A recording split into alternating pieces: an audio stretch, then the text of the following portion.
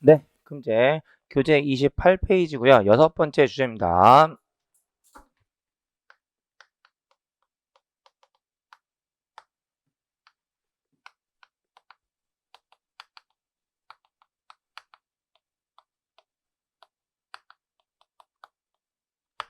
사업 포트폴리오 분석에 대한 내용들 들어와 있고요. 이건 그 교재 내용보다 조금 더 주변적인 얘기부터 좀 끌고 가는 게 흐름적으로 좋으니까 조금만 더 범위를 넓혀서 갈게요. 무슨 이야기냐면 이 사업 포트폴리오 전략 이전에 뭐가 있는 거예요? 사업 포트폴리오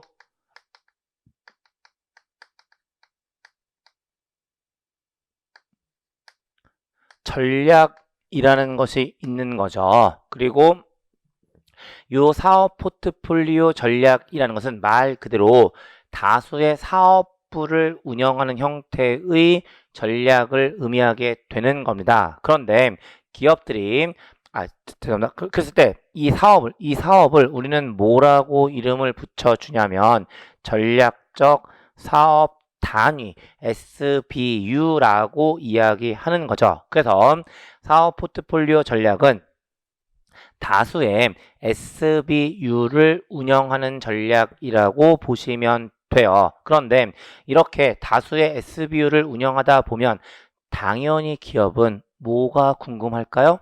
이 SBU가 잘 나가는지 그렇지 못한지를 평가해 줄 필요성이 있다는 거죠. 그리고 그러한 이유 때문에 등장하고 있는 것이 사업 포트폴리오 분석의 의미가 된다라는 겁니다.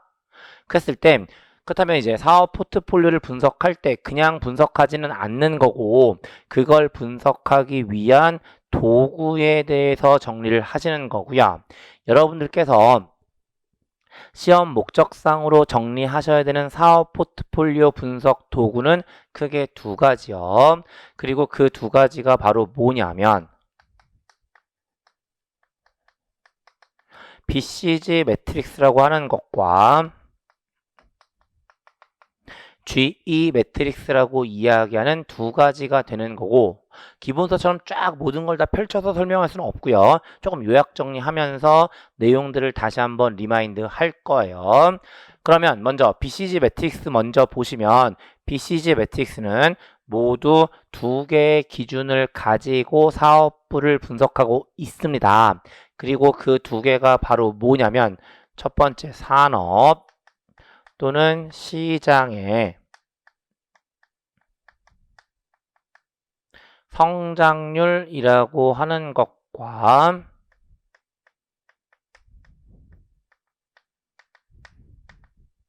시장 점유율이라는 기준을 쓰고 있죠. 그런데 조금 조심하실 문제는 단순한 시장 점유율이 아니라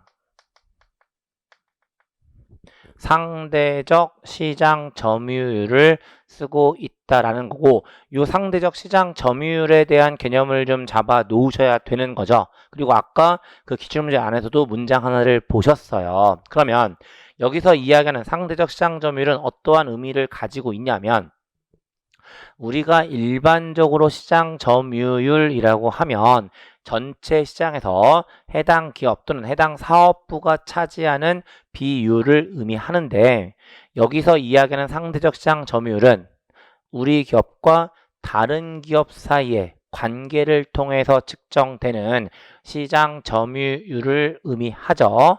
그리고 그런 이유 때문에 이 상대적 시장 점유율을 구하는 공식 다시 한번 리마인드 해보면 분모에 뭐가 들어가고요?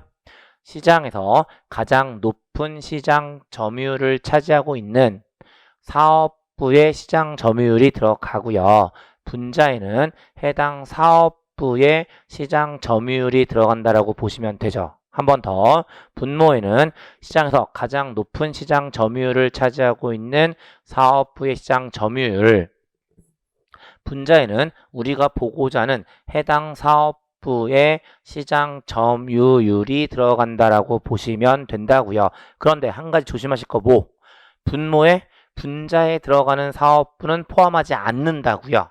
그리고 그 이유 때문에 상대적 시장 점유율은 아까 문장으로 이미 보신 것처럼 1보다 클 수 있고요. 상대적 시장 점유율이 1보다 크다라는 것은 시장에서 가장 높은 시장 점유율을 차지하고 있다란 의미를 가지고 있습니다. 그래서 다시 돌아가면 BCG 매트릭스는 두 가지 기준을 가지고 있는데 산업 성장률을 10%를 기준으로 높고 낮음으로 구분하고요. 상대적 시장 점유율을 1을 기준으로 해서 높고 낮음으로 구분을 하게 되죠. 그리고 이렇게 결합시켜 버리면 영역은 모두 4가지가 되겠죠. 2x2 매트릭스니까. 그랬을 때 그 영역에 들어가 있는 명칭들을 좀 정리하셔야 되고요. 하나씩 확인하면 첫 번째, 상대적 시장 점유율이 낮고 산업의 성장률이 높은 영역이 있어요. 그리고 그러한 영역을 뭐라고 이름을 붙여주냐면 퀘스천 마크라고 이름을 붙여주죠. 그리고 동의어 2개 정도 더 말씀드렸는데요. 뭐하고 뭐? Problem children, 문제아라고 하는 거. 또 한 가지 wild cat, 야생 고양이라고 번역하는 겁니다. 그래서 상대적 시장 점유율이 작고 산업의 성장률이 높은 영역 말씀드렸고요. 다음에 두 번째, 상대적 시장 점유율이 높고 산업의 성장률도 높은 영역이 있었어요. 그리고 그러한 영역을 별, 스타라고 이름을 붙여주고요. 다음에 세 번째, 상대적 시장 점유율은 높고 산업의 성장률은 낮은 영역이 있었습니다. 그리고 그 영역을 우리는 캐시카우라고 이름을 붙여주죠. 마지막으로 상대적 시장 점유율이 낮고 산업의 성장률도 낮은 영역이 있어요. 그리고 그러한 영역을 개라고 이름을 붙여주는 거고 이 명칭은 분명히 정리를 좀 해 놓으셔야 되는 거예요. 그런데 여기다가 뭘 결합시키고 있을까? 제품 수명 주기라는 것을 결합시키고 있고 그 제품 수명 주기는 제품이 시장에 출시돼서부터 퇴출될 때까지의 기간을 의미하죠.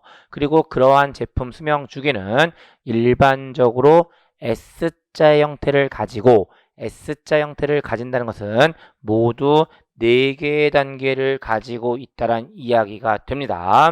그리고 그 4개의 단계가 도입기, 성장기, 성숙기, 쇠퇴기라는 단계가 되는 거죠.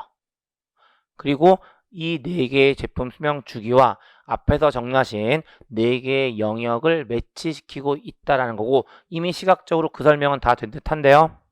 도입기와 퀘스천 마크, 성장기와 스타, 성숙기와 캐시카우, 쇠퇴기와 독스가 연결되어 있다는 사실 역시나 정리를 좀 해 놓으셔야 되는 거죠.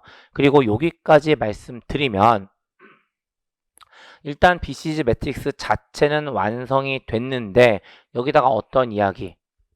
사업부들은 그렇다면 각 영역별로 위치할 거고 그 영역에 들어가 있는 사업부에 대해서 어떠한 전략을 써야 되는지에 대한 전략적 함의, 전략적 선택에 대해서 이해를 좀 해 놓으셔야 되는 거겠죠. 채워가면 먼저 퀘스천 마크라고 이야기하는 사업부입니다. 왜 퀘스천 마크일까요? 아까 이야기했던 wild catch, problem children 어떠한 공통점이요? 잘 모르겠다라는 공통점. 따라서 그 사업부가 그렇다는 겁니다. 잘 모르겠어요. 얘가 잘 나가게 될지 아니면 없애야 될지 잘 모르겠다고요. 그러면 어떤 전략을 써야 될까? 일단 좀 지켜봐야 될 겁니다. wait and see 또는 안정화 전략을 쓰면서 향후에 싹수가 있어 보이면 성장 전략을 쓸 거고 싹수가 없어 보이면 축소 또는 철수의 전략을 쓰게 되는 거예요. 그리고 그게 바로 퀘스천 마크에서의 전략이라고 보시면 되고요.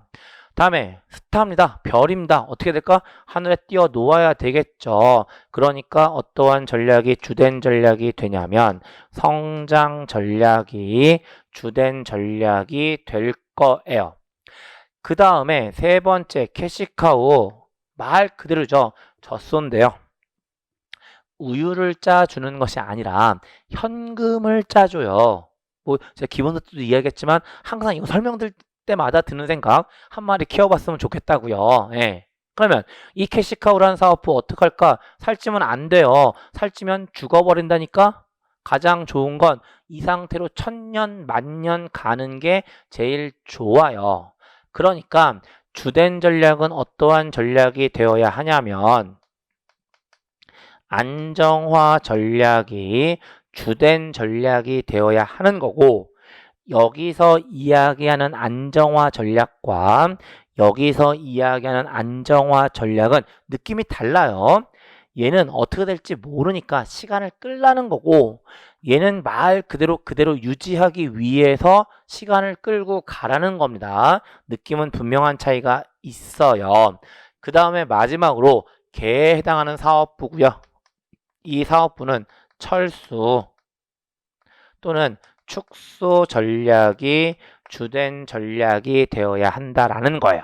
그리고 이렇게 말씀을 드리면 BCG 매트릭스에 대한 기본적인 개념들을 다시 한번 정리를 했고요. 거기다 어떤 얘기도 얹어드리긴 했냐면 지금 앞으로 다시 돌아가면 산업의 성장률과 상대적 시장 점유율을 측정하기 위해서 어떠한 개념을 쓰고 있다? 현금 흐름을 가지고 접근하고 있다는 이야기. 이쪽은 캐시플로우가 의미를 가지고 있다라는 것도 정리를 좀 하게 되는 거고요. 일단 여기까지만 먼저 말씀드리면서 BCG 매트릭스에 대한 내용들 다시 한번 정리해 보는 거예요.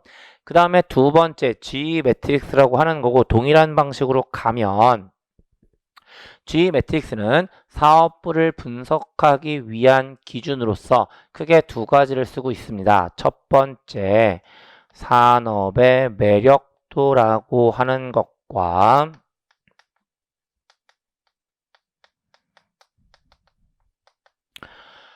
사업의 강점이라고 하는 기준을 쓰고 있고요. 이 각각의 기준을 모두 몇 가지씩 상, 중, 하 해서 세 가지씩으로 구분하고 있죠. 그리고 그 결과로 영역은 모두 몇 가지가 되냐면 9가지가 되는데 그 9가지를 다시 간소화시켜서 3 플러스 3 플러스 3으로 가는 거예요. 그랬을 때 전반적으로 좋아 보이는 영역을 뭐라고 이름을 붙여주냐면 그린존, 청신호 지역이라고 이름을 붙여주는 거죠. 그 다음에 중간 정도의 의미를 가지고 있는 영역이 있고요. 그러한 영역을 옐로우 존, 황신호 지역이라고 이름을 붙여주게 되는 거예요. 다음에 마지막으로 전반적으로 좋지 못한 영역들이 있고 그러한 영역을 뭐라고 이름을 붙여주냐면 레드존, 적신호 지역이라고 하는 거죠. 그래서 GE 매트릭스는 산업의 매력도와 사업의 강점이란 기준을 가지고 청신호 지역, 황신호 지역, 적신호 지역이라는 세 가지로 나누게 되고요. 이렇게 색깔의 개념을 쓰게 되는데 이 색깔이 어떤 색깔과 똑같으냐면 신호등 색깔과 똑같다고요. 그래서 GE 매트릭스를 신호등 분석이라고도 이야기하는 거죠. 그리고 그렇게 말씀드리면 영역을 만드는 문제까지 전부 다 됐고요. 그럼 이제 여기다가 어떤 이야기가 얹어지냐면 G 매트릭스를 사용하게 되면 사업부는 청신호 지역, 황신호 지역, 적신호 지역에 위치할 거니까 각 영역별 전략적 함의 또는 전략적 선택에 대해서 언급을 해주면 되는 거고요. 사실 G매틱스는 색깔의 개념을 쓰고 있다 보니까 그 문제가 좀 더 명확하기는 하죠. 당연히 그린존 청신호 지역이니까 갈 거예요. 어떤 전략을 써라?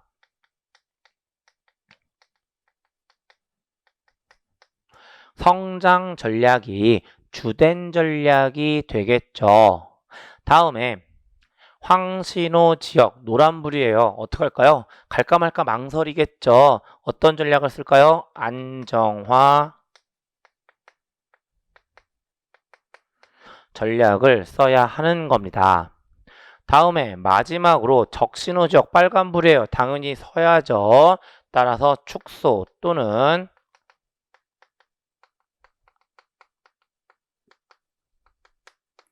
철수 전략이 주된 전략이 된다라고 보시면 되고요. 역시나 똑같은 구조를 맞춰가는 관점으로 이야기하면 BCG 매트릭스는 현금 흐름의 중요성을 강조하고 있다면 G 매트릭스는 투자 수익률을 강조하고 있다는 사실도 같이 말씀을 드려요. 그리고 이렇게 말씀을 드리면 BCG 매트릭스와 GE 매트릭스에 대한 개별적인 설명들을 좀 드리는 거거든요. 근데 역시나 어떤 이야기가 좀 얹어져야 되냐면 이 둘을 비교하는 것과 관련된 관점에서 몇 가지 내용들을 추가적으로 정리해 놓으실 필요성은 있다고요. 무슨 이야기냐면 BCG 매트릭스나 GE 매트릭스 모두 영역들을 정의하고 있고요. 그 영역에다가 사업부들의 위치를 표시했을 거잖아요. 그리고 당연히 사업부들의 위치는 어떻게 표시한다? 원으로 표시한다라는 거예요. 그런데 그 원의 크기에서 차이가 있고 BCG 매트릭스에서 이야기하는 원의 크기와 GE 매트릭스에서 이야기하는 원의 크기가 개념이 다르죠. 확인합니다. BCG 매트릭스에서의 원의 크기는 매출액으로 측정된 해당 사업부의 규모를 의미하고요. GE 매트릭스에서의 원의 크기는 해당 사업부가 속한 산업의 크기를 의미하죠. 그리고 그렇게 표시하다 보니까 해당 사업부에 대한 정보는 부채꼴의 형태로 표시를 하게 된다는 사실, 그 사실 다시 한번 리마인드해 두시면 되고요. 여기까지 정리하면 BCG 매트릭스와 GE 매트릭스에 대한 개념적인 이야기가 된 건데 여기다 한 가지를 더 얹어 가죠. 그리고 그게 바로 뭐냐면 사업 포트폴리오 분석이 가지고 있는 한계 또는 한계점에 대해서 정리를 하시는 거고요. 하나씩 하나씩 살펴보면 첫 번째, 각 사업부 간의 연관 문제란 관점에서 한계점을 가지고 있고요. 이 얘기 어떤 이야기예요? 사업 포트폴리오 분석은 각 사업부들을 상호 유기적으로 가정하고 있을까요? 독립적으로 가정하고 있을까요? 독립적으로 가정하고 있다라는 한계점을 가지고 있다라는 거예요. 다음에 두 번째, 자원의 제약성에 대한 특징을 가지고 있고요. 여기서 이야기하는 자원의 제약성은 어떠한 의미를 가지고 있어요? 사업 포트폴리오 분석은 내부적 자원만을 고려하고 있다라는 한계점을 가지고 있는 거죠. 다음에 세 번째 어떠한 한계점이 있었냐면 가정의 비현실성이라는 한계점이 있었고 어떤 의미? 이미 앞에서 BCG 매트릭스나 G 매트릭스 보신 것처럼 각 사업부들을 분석함에 있어서 모두 두 가지씩의 기준을 쓰고 있는 거잖아요. 그런데 현실적으로 어떠한 사업부를 분석함에 있어서 달랑 두 가지의 기준만 사용하고 있다라는 것은 너무 모형이 단순화되어 있다라는 거죠. 그리고 그러한 측면을 가정의 비현실성이라고 이야기하는 거고요. 다음에 마지막으로 사실 이 이야기는 사업 포트폴리오 분석에 국한된 문제라기보다는 그 사회과학 도구들이 기본적으로 가지고 있는 한계점이라고 보시면 되는데 그게 바로 주관의 개입 가능성이라고 하는 거죠. 그래서 그렇게 정리하시고요. 여기까지 말씀드리면